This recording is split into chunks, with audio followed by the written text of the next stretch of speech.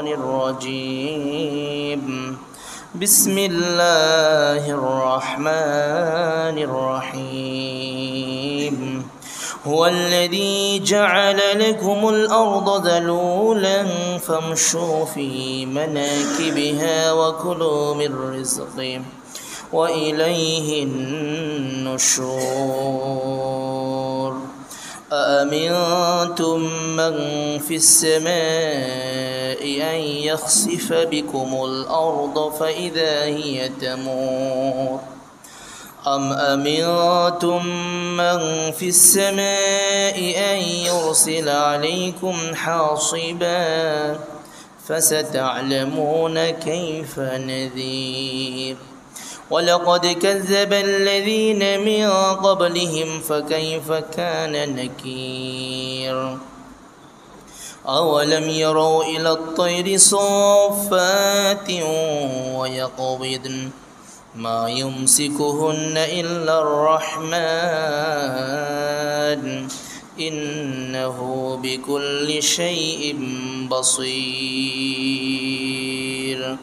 أمن هذا الذي هو جند لكم ينصركم من دون الرحمن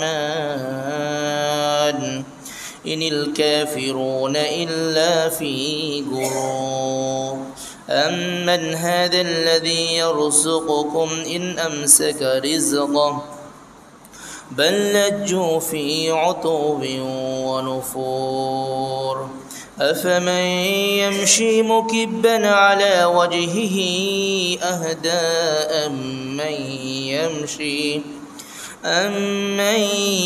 يمشي سويا على صراط مستقيم إلى آخر السورة. قال النبي صلى الله عليه وسلم إن سورة من القرآن 30 آية شفعت لرجل حتى غفر له وهي تبارك الذي بيده الملك أو كما قال النبي عليه الصلاة والسلام. সকলে আমরা দরুদ শরীফ পড়ি। আল্লাহুম্মা সাল্লি আলা মুহাম্মাদিন ওয়া আলা আলি মুহাম্মাদ কামা সাল্লাইতা আলা ইব্রাহিম ওয়া আলা আলি ইব্রাহিম ইন্নাকা হামিদুম মাজিদ। اللهم بارك على محمد وعلى آل محمد كما باركت على إبراهيم وعلى آل إبراهيم إنك حميد مجيد। মহান আল্লাহ সুবহানাহু ওয়া তাআলার দরবারে কালিমাত শুকর আদায় করছি, যিনি আমাদেরকে দয়া করে মায়া করে ভালোবেসে দুনিয়ার সকল কাজকর্ম থেকে ফারিক করে আল্লাহ রব্বুল আলামিনের জমিনে সর্বোৎকৃষ্ট স্থান মসজিদে সর্বশ্রেষ্ঠ দিন জুমার দিনে আসবার বসবার এবং দিনে কিছু আলোচনা শুনবার সুযোগ করে দিয়েছেন। এই জন্য মহান আল্লাহ পাকের আলিশান দরবারে আমরা প্রত্যেকেই শুকর গুজার হচ্ছি, প্রত্যেকেই বলি আলহামদুলিল্লাহ। সম্মানিত মুসলিম কিরাম, আপনারা গত জুমা থেকে সূরাতুল মুলকের আলোচনা শুনছিলেন। গত জুমায় আমরা আলোচনা করেছিলাম সূরাতুল মুলকের সংক্ষিপ্ত পরিচয়, তার শানে নুজুল, তার ফজিলত এবং আগের সূরা পরের সূরার সাথে সম্পর্ক এবং সংক্ষিপ্ত আকারে তাফসির জেনেছিলাম 14তম আয়াত পর্যন্ত। আল্লাহ তৌফিক দান করলে আজকে 15তম আয়াত থেকে নিয়ে 30তম আয়াত তথা শেষ আয়াত পর্যন্ত আজকে আমরা সংক্ষিপ্তভাবে আলোচনা শুনতে পাবো ইনশাআল্লাহ। আল্লাহ রব্বুল আলামিনের কাছে দোয়া করি যেন আল্লাহ রব্বুল আলামিন এমন কিছু কথা আমাকে বলবার এবং আপনাদেরকে শুনবার, আমলের নিয়তে শুনবার তৌফিক দান করুন, যাতে করে আমাদের দুনিয়া এবং আখিরাত উভয় জাহানেই আমাদের কাজে লাগে, উভয় জাহানেই যেন আমাদের মুক্তির একটি পাথেয় হয়। আল্লাহ রব্বুল আলামিন আমাদের জন্য কবুল করুন, আমিন বলি। এর আগে আমরা আলোচনার যাওয়ার আগে একটি হাদিস গত সপ্তাহে শুনেছিলাম, আবার ওই হাদিসটি আপনাদেরকে শোনাচ্ছি। রাসূলুল্লাহ সাল্লাল্লাহু আলাইহি ওয়াসাল্লাম বলেছেন, ইন্না সূরাতাম মিনাল কুরআনি 30 আয়াতান। কুরআনুল কারীমের একটি সূরা রয়েছে 30 আয়াত বিশিষ্ট একটি সূরা। শাফাআত লিরাজুলিন হাত্তা গুফিরা লাহু, এই সূরাটি মানুষের জন্য সুপারিশ করবে এমনকি আল্লাহ রাব্বুল আলামিন তাকে মাফ করে দেবেন। সুবহানাল্লাহ, তাকে ক্ষমা করে দেওয়া হবে। সেই সূরাটা হচ্ছে তাবারাকাল্লাযী বিয়াদিহিল মুলক, ওই সূরাটাই হচ্ছে সূরাতুল মুলক। আর এক হাদিসের মধ্যে আসছে রাসূলুল্লাহ সাল্লাল্লাহু আলাইহি ওয়াসাল্লাম বলেছেন, খাসামাত লিসাহিবিহা, এই যে সূরাটি এমন একটি সূরা, এর পাঠকের জন্য আল্লাহ রাব্বুল আলামিনের কাছে মামলা দায়ের করবে, আল্লাহ রাব্বুল আলামিনের কাছে বাকবিতণ্ডা করবে। হাত্তা আদখালাতহুল জান্নাহ, এমনকি বাকবিতণ্ডার মাধ্যমে আল্লাহ রাব্বুল আলামিন এই বান্দাকে, এর পাঠককে আল্লাহ তাআলা জান্নাতুল ফিরদাউসের মধ্যে সমাসীন করবে। সুবহানাল্লাহ। এই জন্য এই সূরা অনেক ফজিলতপূর্ণ একটি সূরা। তো আমরা জানছিলাম সূরাতুল মুলকের 14টি আয়াত সম্পর্কে জেনেছিলাম। আজকে আমরা 15তম আয়াত থেকে জানব। এটা হচ্ছে দ্বিতীয় রুকু। গত সপ্তাহে আমরা আলোচনা করেছিলাম প্রথম রুকু। তো দ্বিতীয় রুকুর মধ্যে সারসংক্ষেপ আলোচনা হয়েছে মোট 6টি বিষয়ে। 1 নম্বরে আল্লাহ রাব্বুল আলামিন জমিনকে আমাদের জন্য বসবাস উপযোগী করে দিয়েছেন, নরম করে দিয়েছেন, এই বিষয়টি আল্লাহ তাআলা আলোচনা করেছেন। আরেকটি বিষয় হচ্ছে আল্লাহ রাব্বুল আলামিন যে কোনো মুহূর্তে চাইলে জমিনকে ধ্বংস করে দিতে পারেন, জমিনকে ভূগর্ভে বিলীন করে দিতে পারেন।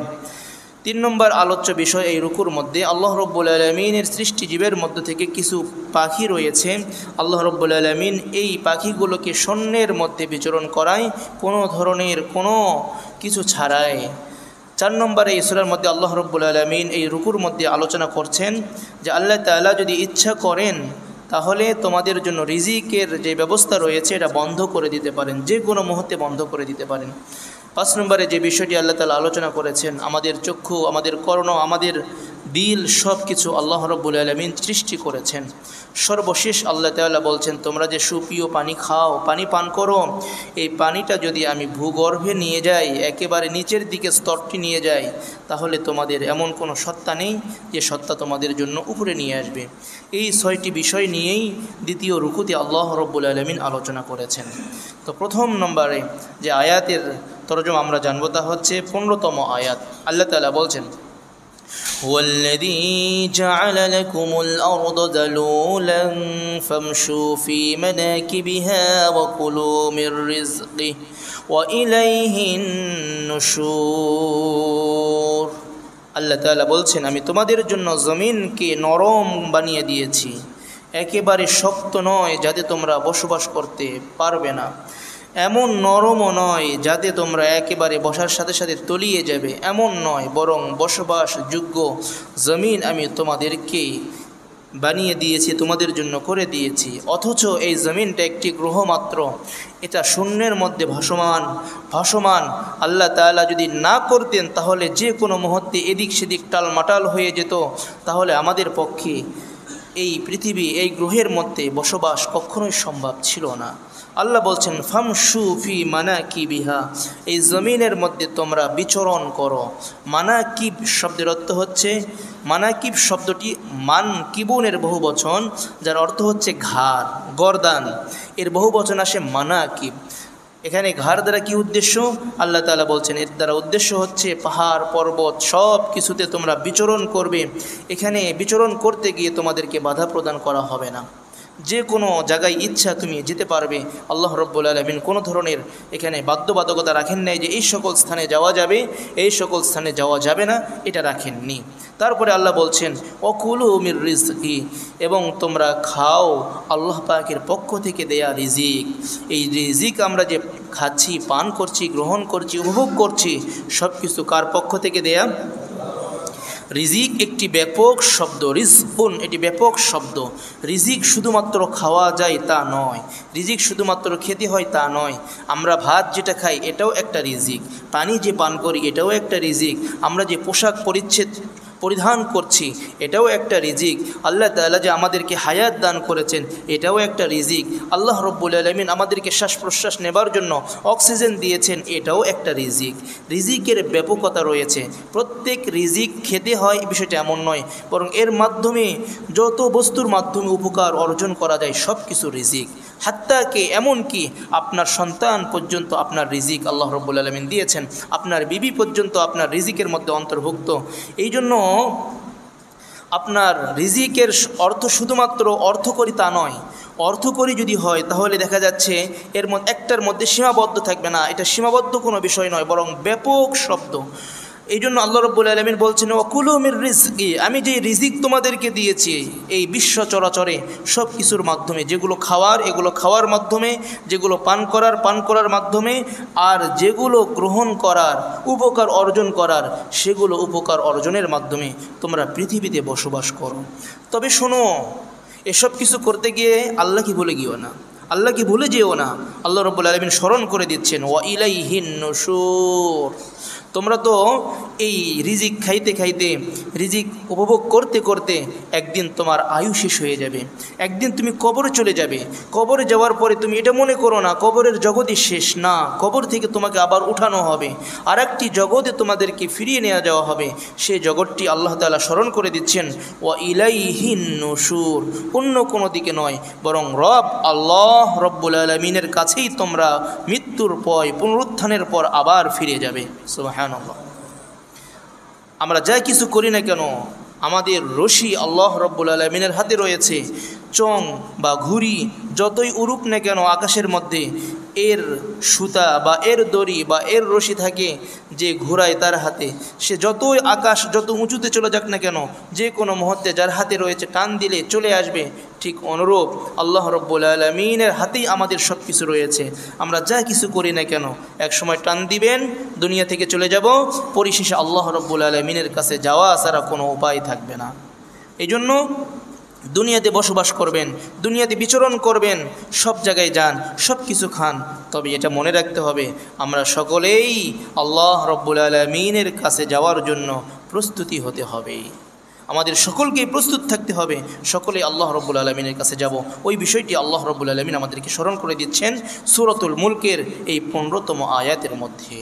তারপরে আল্লাহ তাআলা বলছেন أأمنتم من في السماء أن يخسف بكم الأرض فإذا هي تمور।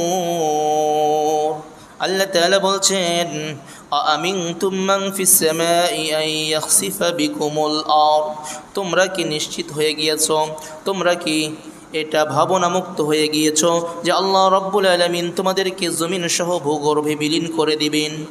এইটা কি তোমরা নিশ্চিত হয়ে গেছো যে জমিন সহ আল্লাহ তাআলা তোমাদেরকে জমিনের মধ্যে ভূগর্ভের মধ্যে বিলীন করে দিবে? ফাইদা হিয়া তামুর, যে অবস্থায় জমিন কম্পমান থাকবে, এ ব্যাপারে কি তোমরা নিশ্চিত হয়ে গিয়েছো? এটা কাফেরদেরকে লক্ষ্য করে আল্লাহ তাআলা বলছেন যে এটা নিশ্চিত হওয়ার কোনো বিষয় নয়, বরং তোমাদেরকে যদি ভূগর্ভে বিলীন করে দেয়, বিলীন হবে না, বরং আল্লাহ রব্বুল আলামিনের কাছে ধরা দিতে হবে।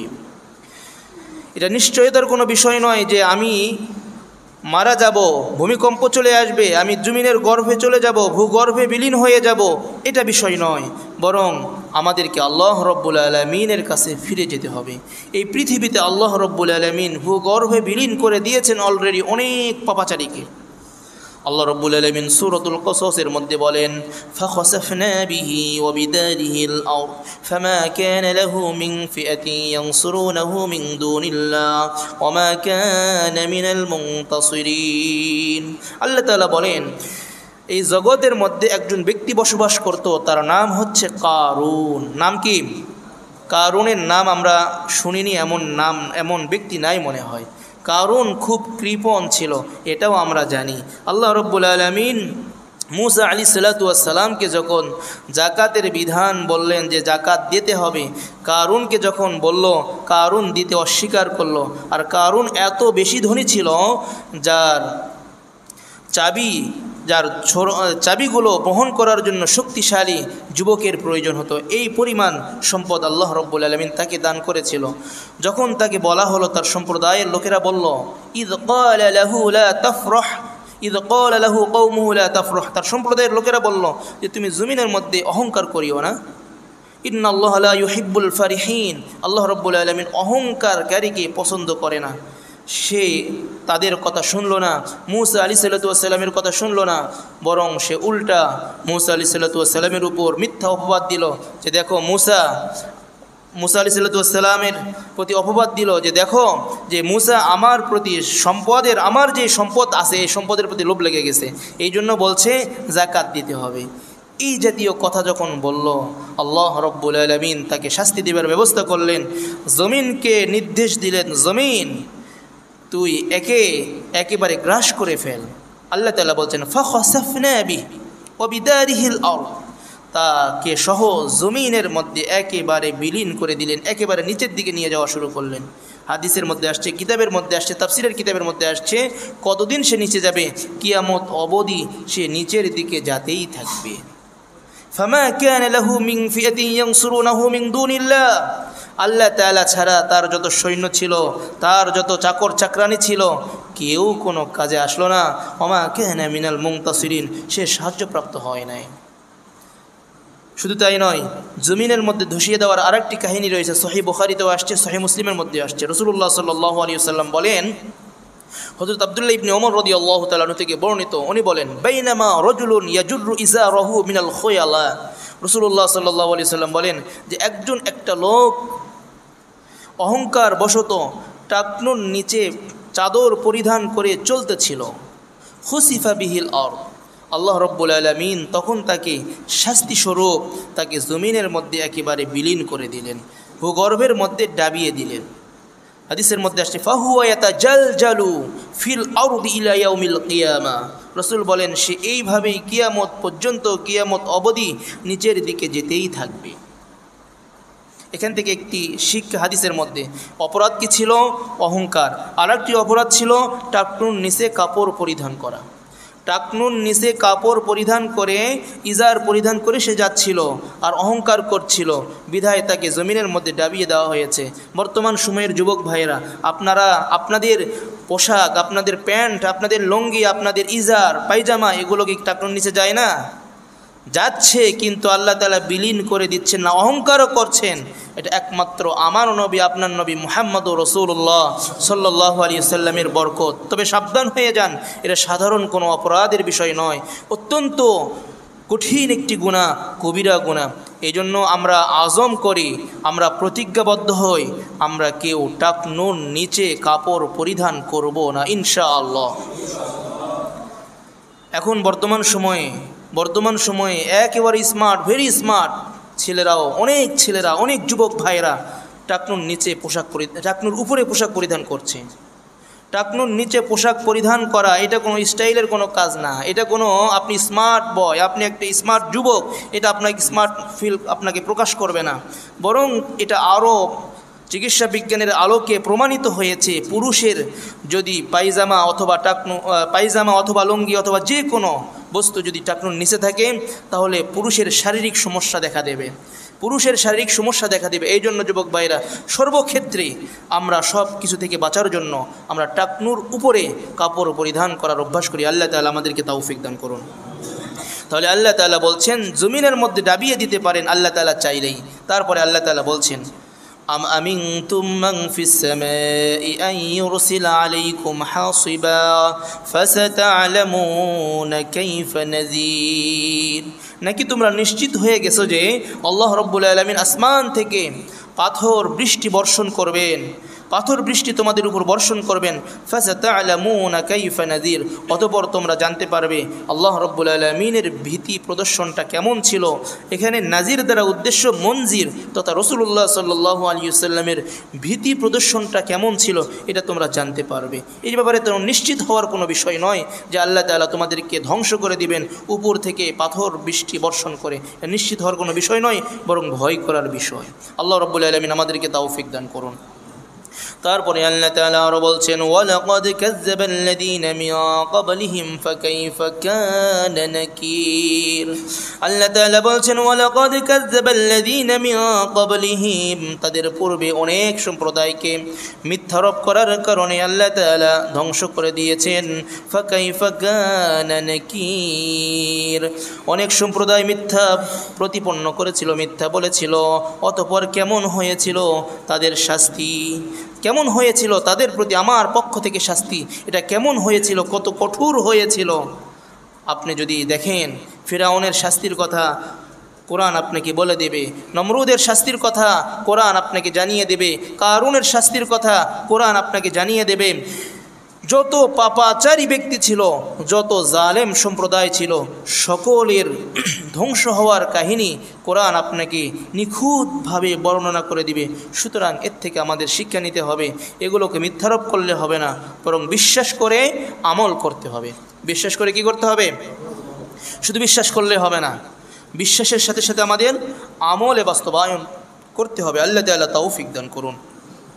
তারপরে আল্লাহ তাআলা বলছেন তার দৃষ্টির নিদর্শন, তার সৃষ্টির নিদর্শন আল্লাহ তাআলা বলছেন, ওয়ালাকাদ كذب الذين من قبلهم فكيف كان نكير أولم يروا إلى الطير صافات ويقبضن ما يمسكهن إلا الرحمن إنه بكل شيء بصير الله تعالى বলছেন أولم يروا إلى الطير তারা কি দেখে না পাখির দিকে, তারা কি দেখে না পাখির দিকে, ফাওকাহুম যেই পাখিগুলো তাদের মাথার উপরে রয়েছে, সাফাতিন ওয়া ইয়াকবিদিন কখনো এই পাখিগুলো ডানা ছেড়ে দেয়, ডানা ছেড়ে দিয়ে উড়তে থাকে, ওয়া ইয়াকবিদিন কখনো কখনো ডানাগুলোকে সংকুচিত করে রাখে, একেবারে ডানাগুলো মেলে না দিয়ে একেবারে সংকোচন করে রাখে। আল্লাহ তাআলা বলছেন মা ইউমসিকুহুন্না ইল্লার রহমান, এই পাখিগুলো যখন আসমানের উপরে থাকে, আসমানের উপরে যখন ডানাগুলো সংকোচন করে থাকে, পাখির তো একটা ওয়াইট রয়েছে, ওজন রয়েছে, অথচ ওয়াইটওয়ালা বস্তু নিচের দিকে পড়ে যাওয়ার কথা ছিল। ওই পাখিটা যেহেতু ওয়াইটওয়ালা একটি বস্তু, একটি প্রাণী, পাখিটার সাথে সাথে জমিনের মধ্যে পড়ে যাওয়ার কথা ছিল, কিন্তু আল্লাহ রাব্বুল আলামিনের নিদর্শনে ওই পাখিটা আসমানের মধ্যে স্থির রয়েছে। সুবহানাল্লাহ। মা ইউমসিকুহুন্না ইল্লার রহমান, ওই স্থানের মধ্যে একমাত্র আল্লাহ রাব্বুল আলামিনের দয়া ছাড়া, একমাত্র আল্লাহ রাব্বুল আলামিনের করুণা ছাড়া ওই পাখিটা ভাসমান থাকার কথা ছিল না, বরং আল্লাহ তাআলা এই ব্যবস্থা করেছেন। সুবহানাল্লাহ। শুধু তাই নয়, আধুনিক বিজ্ঞানী উড়োজাহাজগুলো, বিমানগুলো কতগুলো মানুষকে নিয়ে টনে টনে ভারী বস্তু নিয়ে আকাশের মধ্যে উড়ে যাচ্ছে, এটাও একটা আল্লাহ রাব্বুল আলামিনের নিদর্শন। এই হাওয়াগুলোকে যদি আল্লাহ রাব্বুল আলামিন স্থির না করতেন, যদি কম বেশি রাখতেন, তাহলে কোন গতিতে চলবে, কোথায় উড়বে, কিভাবে উঠবে, এটা কখনোই কোনো বিজ্ঞানীর সাহস বা হিম্মত কখনোই হতো না আসমানের মধ্যে কোনো কিছু ওড়ানো। এই উড়ানোটাও, বিমানের উপর চড়াটাও, বিমান উড়াটাও আল্লাহ রাব্বুল আলামিনের একটি নিদর্শন। সুবহানাল্লাহি ওয়া বিহামদিহি। ইন্নাহু বিকুল্লি শাইইন বাসীর, নিশ্চয় তিনি সব কিছু অবলোকন করেন, তিনি সব কিছু দেখেন, সব কিছুর তার সামনেই হচ্ছে। আল্লাহ রাব্বুল আলামিনের এই কুদরতগুলো নিয়ে যদি আপনি ফিকির করেন, আপনি হয়রান পেরেশান হয়ে যাবেন। লিকুল্লি শাইইন আয়াতু তাদুল্লু আলা আন্নাহু ওয়াহিদুন, লিকুল্লি শাইইন আয়া, প্রত্যেক জিনিসের মধ্যে আল্লাহ রাব্বুল আলামিনের নিদর্শন রয়েছে, সবগুলোই আপনাকে পরিচয় করে দিবে একমাত্র রবের সাথে, আল্লাহ রাব্বুল আলামিনের সাথে। প্রত্যেক জিনিসের মধ্যে সূর্য উঠছে, ডুবতেছে, আসমান ভাসমান রয়েছে, মেঘমালা ভাসমান রয়েছে, আসমানের মধ্যে পক্ষীকুল উড়ছে, আসমান থেকে বৃষ্টি বর্ষণ হচ্ছে, জমিন থেকে ফসল উৎপন্ন হচ্ছে, এর মাধ্যমে আপনি জীবিকা নির্বাহ করছেন। এই সবগুলো যদি আপনি চিন্তা ভাবনা করেন, এমন কি আল্লাহ তাআলা বলছেন ওয়াফি আনফুসিকুম আফালা তুবসিরুন, এমন কি যদি শুধুমাত্র আমি আমাকে নিয়ে চিন্তা ভাবনা করি, আমার চোখ, আমার কান, আমার মুখ, আমার হাত পা, আমার পুরো বডিকে নিয়ে যদি আমি চিন্তা ভাবনা করি, তারপরেও আল্লাহ রাব্বুল আলামিনের পরিচয় পাওয়া যাবে। আল্লাহ রাব্বুল আলামিনের পরিচয় মিলবে যদি আমি আমাকে নিয়েও গবেষণা করি। তারপরে আল্লাহ তাআলা বলছেন এই আয়াতের পরে, আম্মান হাযাল্লাযী হুয়া জুনদুল লাকুম ইয়ানসুরুকুম মিন দুনির রহমান ইনিল কাফিরুনা ইল্লা ফি গুরুর, নাকি তাদের জন্য আল্লাহ রাব্বুল আলামিন ছাড়াও কোনো আলাদা সৈনিক রয়েছে, যে সৈনিকগুলো তাদেরকে সাহায্য করবে আল্লাহ তাআলার আযাব থেকে মুক্তির জন্য? এরকম কি আলাদা কোনো সৈন্য আছে? পৃথিবীতে আল্লাহ রাব্বুল আলামিন যদি ধ্বংস করতে চায়, পৃথিবীর এমন কোনো পরাশক্তি আছে ওই ব্যক্তিকে বাঁচিয়ে দিবে বা ওই জাতিগোষ্ঠীকে, ওই রাষ্ট্রকে বাঁচিয়ে দিবে? কখনোই নেই। আল্লাহ তাআলা বলছেন, ইনিল কাফিরুনা ইল্লা ফি গুরুর, কাফেররা একেবারে ধোকার মধ্যে রয়েছে, বিভ্রান্তর মধ্যে রয়েছে, আল্লাহ ছাড়া কেউই নেই। তারপরে আল্লাহ তাআলা বলছেন, أَمَّنْ هَذَا الَّذِي يَرْزُقُكُمْ إِنْ أَمْسَكَ رِزْقَهُ بَلْ لَجُّوا فِي عُتُوٍّ وَنُفُورٍ। আল্লাহ রাব্বুল আলামিন যদি তোমাদের রিজিক বন্ধ করে দেন, ইন আমসাকা রিজকাহ, যদি আল্লাহ তাআলা মানুষের রিজিক বন্ধ করে দেন, আম্মান হাযাল্লাযী ইয়ারযুকুকুম, কে আছে যে তোমাদেরকে রিজিক দান করবেন? আল্লাহ তাআলা আপনার রিজিক বন্ধ করে দিয়েছেন, কেউ কি আছে আপনার রিজিক চালু করবে? মৃত্যুর আগে অনেক মানুষের রিজিক বন্ধ হয়ে যায়, খাওয়ার সেই সক্ষমতা থাকে না, আবার খেতে পারে তখন যখন আল্লাহ তাআলা সেই সক্ষমতা দান করে। ঠিক অনুরূপভাবে আপনি সুস্থ অবস্থায় আছেন, এই মুহূর্তেও আল্লাহ রাব্বুল আলামিন যদি আপনার কাছে আল্লাহর রিজিক বন্ধ করে দেয়, রিজিকের ব্যাপকতা বললাম, অক্সিজেন বন্ধ করে দিয়েছে, আল্লাহ তাআলা আপনার জন্য পানি বন্ধ করে দিয়েছে, খাবার বন্ধ করে দিয়েছে, এমন কে আছে আপনার জন্য রিজিকের ব্যবস্থা করবে? একটু বলুন দেখি, কেউ আছেন? কোনো রব, এমন কোনো সত্তা কে আছেন যে রব আমার জন্য আলাদা রিজিকের ব্যবস্থা করবেন? না, কেউ নেই। আল্লাহ রাব্বুল আলামিন ছাড়া কেউ নেই। আল্লাহ রাব্বুল আলামিনই আমাদের জন্য সব কিছু করছেন। বাল্লাজ্জু ফি উতুবিন ওয়া নুফুর, আল্লাহ বলেন এরা তো ডুবে রয়েছে আল্লাহ রাব্বুল আলামিনের শত্রুতায় এবং তাকে অস্বীকার করার জন্য তারা একেবারে মত্ত হয়ে আছে।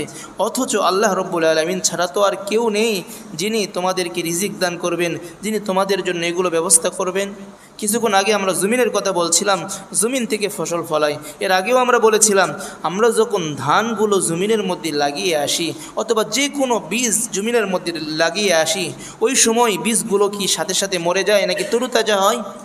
তরুতাজা হয়। আস্তে আস্তে বীজ থেকে আস্তে আস্তে গাছ হয়, সেটা আস্তে আস্তে অঙ্কুরিত হয়ে বড় হয়, সেখান থেকে বড় হয়ে আবার আমাদেরকে ফল দান করে। অথচ এই জমিনের বৈশিষ্ট্য হচ্ছে, এই জমিনের মধ্যে আপনি যেটাই রাখেন জমিন সেটাকে বিলীন করে দেবে। হাত্তাকে এমনকি আপনি যদি লোহার টুকরাও জমিনের মধ্যে রাখেন, এই লোহার টুকরাটা জমিন খাইতে খাইতে একেবারে এক পর্যায়ে দেখবেন নিঃশেষ করে দিয়েছে।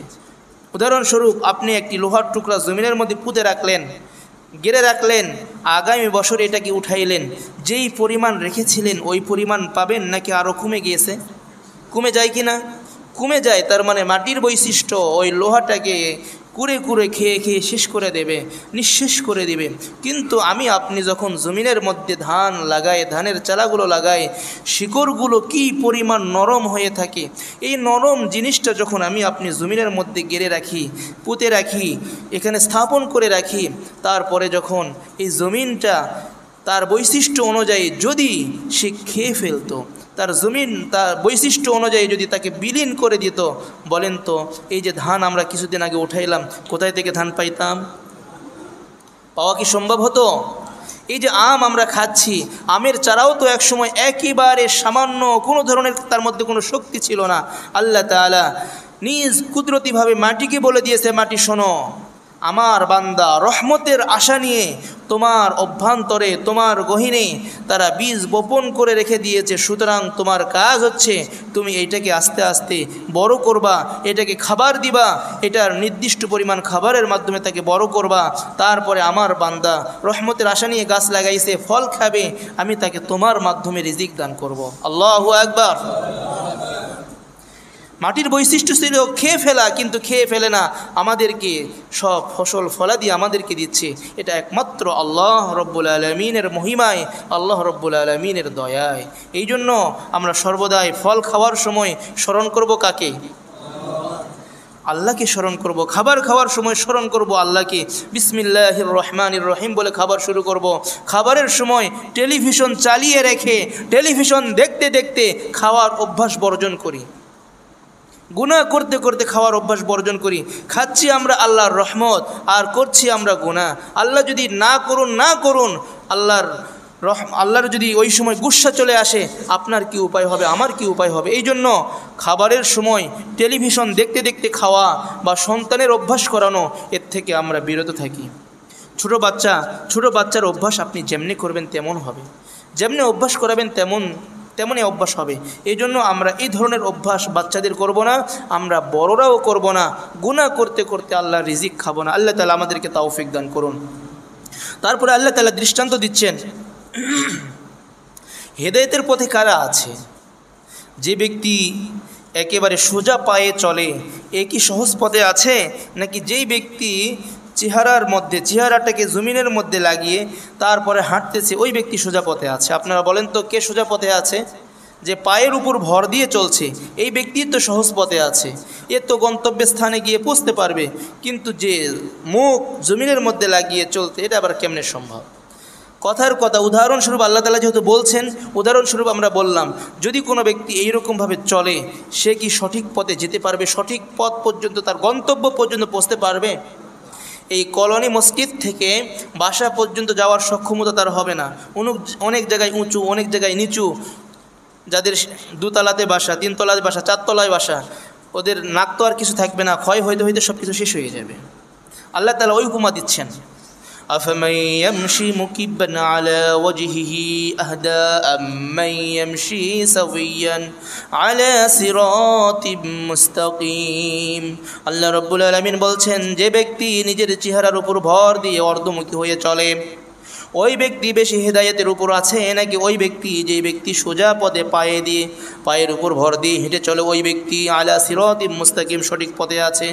আল্লাহ প্রশ্নবোধক চিহ্ন দিয়ে বলেছেন, মানে হামজা ইস্তিফহাম দিয়ে আল্লাহ তাআলা প্রশ্ন করেছেন, বলো দেখি কে সঠিক পথে আছে? যে মুখের উপর ভর দিয়ে চলে নাকি যে পায়ের উপর ভর দিয়ে সোজা চলে, সে সঠিক পথে আছে? আমরা সকলেই উত্তর দিব যে পায়ের উপর ভর দিয়ে সঠিক পথে আছে, সে সোজা পথে আছে। আল্লাহ তাআলা উপমাস্বরূপ বললেন, এটাই হচ্ছে মুমিনের দৃষ্টান্ত। যারা ঈমানদার তাদের দৃষ্টান্ত, এরা সহজ পথে আছে, পা দ্বারা হাঁটছে, সুতরাং তারা তাদের মঞ্জিলে মাকসুদ পর্যন্ত পৌঁছে যাবে। এর বিপরীত কাফের সম্প্রদায়, এরা ধোঁকার মধ্যে আছে, তারা মুখের উপর দিয়ে তারা চলছে।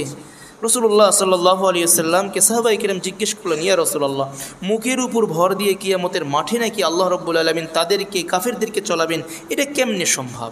রাসূলুল্লাহ সাল্লাল্লাহু আলাইহি ওয়াসাল্লাম বললেন, ও আমার সাহাবী শোনো, যে রব্বুল আলামিন আজকে দুনিয়ার মধ্যে তোমাকে পায়ের উপর চলাতে সক্ষম, যে আল্লাহ তাআলা তোমাকে পায়ের উপর ভর দিয়ে চলাচ্ছেন, কিয়ামতের মাঠে আল্লাহ রাব্বুল আলামিন ওই আল্লাহই তোমাকে বা যারা কাফের তাদেরকে জবানের উপর ভর দিয়ে চলাবেন। যে আল্লাহ তাআলা আপনাকে আমাকে পায়ের উপর ভর দিয়ে চালাচ্ছেন, আল্লাহ সক্ষম এই চেহারার উপর ভর দিয়ে চালাইতেও সক্ষম। এই জন্য সঠিক পথে আছেন কারা? বলেন, ঈমানদার না কাফের? ঈমানদার সঠিক পথে আছে, ঈমানদার সহজ পথে আছে, এরা সিরাতে মুস্তাকিমের পথে আছে। তারপরে আল্লাহ তাআলা বলছেন, কুল হুয়াল্লাযী আনশাকুম ওয়া জাআলা লাকুমুস সামআ ওয়াল আবসারা ওয়াল আফইদা। ও নবী, আপনি জানিয়ে দিন, কে আছে এমন সত্তা যেই সত্তাটা তোমাদের শ্রবণ শক্তি বানিয়েছেন, তোমাদের দৃষ্টিশক্তি বানিয়েছেন, তোমাদের অন্তরগুলো বানিয়েছেন, কল্ব বানিয়েছেন। এমন কোন সত্তা, এমন কোন রব আছে যিনি তোমাদের শ্রবণ করার মতো শক্তি, কান দিয়েছেন? আল্লাহ তাআলা শ্রবণ শক্তি দিয়েছেন। আসলে কিন্তু আমরা কান দ্বারা শুনি না, উপরে যেটা আমরা দেখতে পাচ্ছি এটা দ্বারা কিন্তু আমরা শুনতে পাই না। কি দ্বারা শুনতে পাই? শরহে আকাইদে নসফি একটি কিতাব রয়েছে, কওমি মাদ্রাসাগুলোতে পড়ানো হয়, মিশকাত জামাতে, ফজিলত জামাতে। এর মধ্যে আসছে আস-সামা। সামা মানে এমন একটি আল্লাহ রাব্বুল আলামিনের পক্ষ থেকে একটি ভিতরগত অবস্থানরত এমন একটি শক্তি, যেটা কানের অভ্যন্তরে একটি ফিট করা আছে, প্রসারিত একটি স্থানের মধ্যে। এর মধ্যে আল্লাহ রাব্বুল আলামিন এই শক্তির মাধ্যমে আল্লাহ তাআলা মানুষকে শোনার যোগ্যতা দান করে। বাহির থেকে আমরা যে কথাগুলো বলি, এগুলো তো আসলে বাতাসের মধ্যে যায়। এগুলো যাওয়ার পরে কানের মধ্যে ওই যেই পাতলা যে আবরণটা আল্লাহ রাব্বুল আলামিন রেখেছেন, আমরা অনেকে বলি কানের পর্দা ফেটে গেছে। কানের পর্দা মানে ওটাই হচ্ছে মূল শ্রবণ শক্তি। আল্লাহ তাআলা ওইটাকে বিছিয়ে রেখেছেন। এইটার মধ্যে বাতাসগুলো যায়, ঘর্ষণ লেগে মৃদু আওয়াজ বের হয়। ওই আওয়াজটা কানের মধ্যে আমাদেরকে যেটা হয়, এটা আবার দিমাগের মধ্যে সাপ্লাই দেয় সাথে সাথে, তারপরে আমরা একটা কথা বুঝতে পারি। এই যে আল্লাহ রাব্বুল আলামিন এত সুন্দর এই জিনিসটা করে রেখেছেন, এই জন্য কয়দিন আমরা কানের মধ্যে চার্জ দিছি। চার্জ দেওয়ার প্রয়োজন হয়েছে? চার্জ দেওয়ারও প্রয়োজন হয় নাই, ব্যাটারি লাগানোরও কোনো প্রয়োজন হয় নাই। একেবারে আল্লাহ তাআলা আপনাকে জন্ম থেকে নিয়ে মৃত্যু পর্যন্ত দিয়ে রাখলেন। শুধু তাই নয়, আল্লাহ তাআলা যে আপনাকে চোখ দিয়েছেন, এই চোখের মাধ্যমে আল্লাহ রাব্বুল আলামিন আমাদেরকে দেখার যোগ্যতা দিয়েছেন। আল্লাহ তাআলা আমাদের অন্তর দিয়েছেন। এই সবগুলো আল্লাহ তাআলা করেছেন। এগুলোর জন্য আলাদা কোনো ভিজিট আমাদেরকে দিতে হয় কি? শুধু আমরা আল্লাহর গোলামি করব, তাহলেই আল্লাহ রাব্বুল আলামিন সন্তুষ্ট হবেন। তাহলে সারা পৃথিবীর মানুষ মিলে একটা শ্রবণ শক্তি মানুষের মধ্যে ফিট করার মতো যোগ্যতা রাখে না। নতুন করে শ্রবণ শক্তি বানাবে আবার ফিট করবে, যোগ্যতা রাখে না। হুবহুব আল্লাহ তাআলা যেইভাবে সৃষ্টি করে দিয়েছেন মানুষের মধ্যে ফিট করেছেন, যোগ্যতা রাখে না। হুবহুব একটা চোখ তৈরি করে মানুষের চোখের মধ্যে লাগিয়ে দেবে, সেই যোগ্যতা নেই। একটা অন্তর তৈরি করে ফিট করে দিবে, যোগ্যতা নেই। তাহলে অনায়াসে কোনো ধরনের কারণ ছাড়া তাহলে এই চক্ষুগুলো, এই কর্ণগুলো, এমনকি মানুষকে কি হত্যা করা যাবে? কি বলেন, এই মানুষগুলোকে কি হত্যা করা যাবে? যে আল্লাহ তাআলা দয়া করে মায়া করে ভালোবেসে বানাইছেন আমাদেরকে, এই মানুষকে কখনো হত্যা করা যাবে না। আল্লাহ রাব্বুল আলামিন কুরআনুল কারীমের মধ্যে বলেছেন, মান ক্বাতালা নাফসান বিগাইরি নাফসিন আও ফাসাদিন ফিল আরদ ফাকান্নামা ক্বাতালা আন-নাস জামিআ।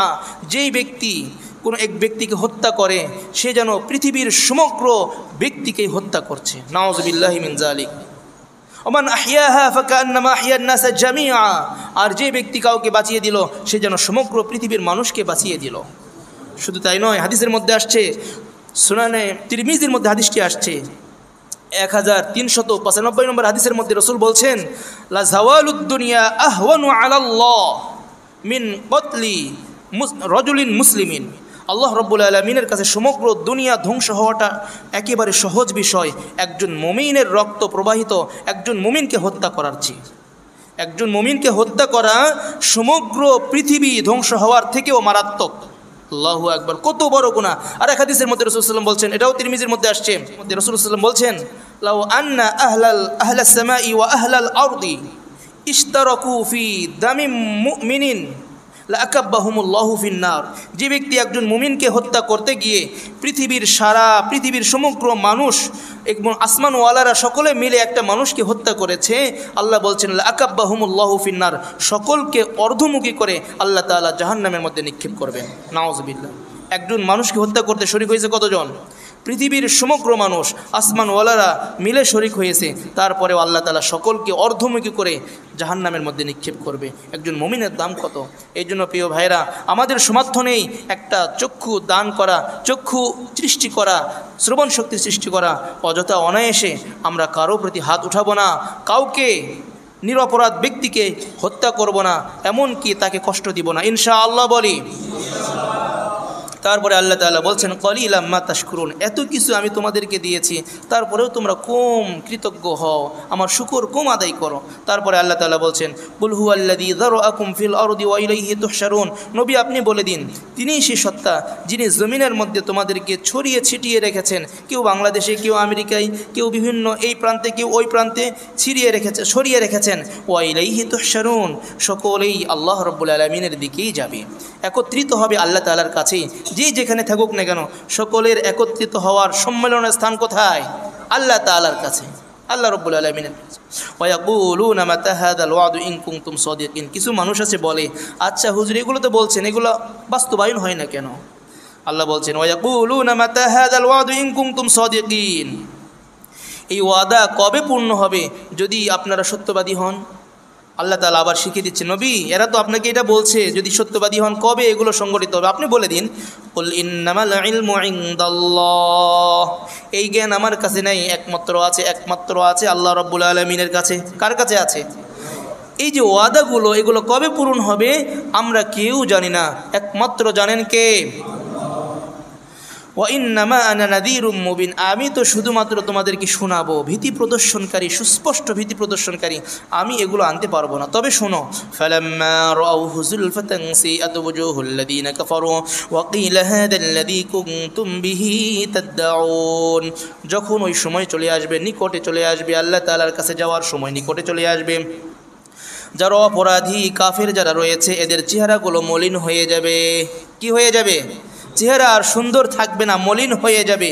ওয়াকিলা হাযাল্লাযী কুনতুম বিহি তাদদাউন, আর তাকে বলা হবে, ও কাফের সম্প্রদায় শোনো, তোমাদের সাথে যেই ওয়াদা করা হয়েছিল এটাই সেই দিন, তোমাদের চেহারা খারাপ হয় কেন, তোমরা এত দুশ্চিন্তাগ্রস্ত কেন, এটাই তো সেই দিন যেই দিনের কথা তোমরা বলেছিলে।